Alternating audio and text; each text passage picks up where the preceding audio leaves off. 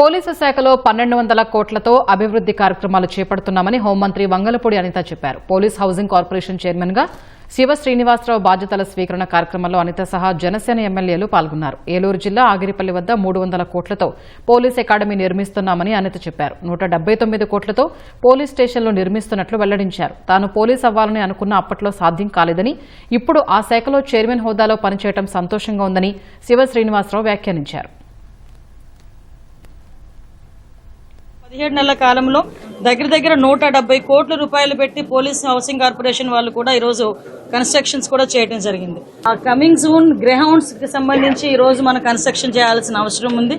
దానికి central government నుంచి already మనకి ల్యాండ్ కూడా ఐడెంటిఫై చేయడం జరిగింది. ల్యాండ్ కూడా రెడీగా ఉంది. 412 కోట్ల రూపాయలు పెట్టి ఒక గ్రేహౌండ్స్ మనం చేసుకోవాలి.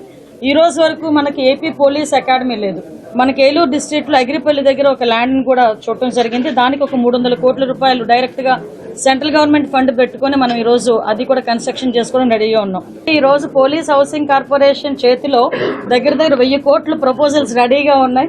ఇంకా మా రవిప్రకాష్ గారు, కేకే అన్న ఇద్దరు కలిపి వాళ్ళ ఆధ్వర్యంలో యాజ్ వెల్ యాజ్ పాసిబుల్ ఇవన్నీ కూడా మంచి కార్యక్రమాలు పూర్తి చేయాలని మనస్ఫూర్తిగా కోరుకుంటున్నా.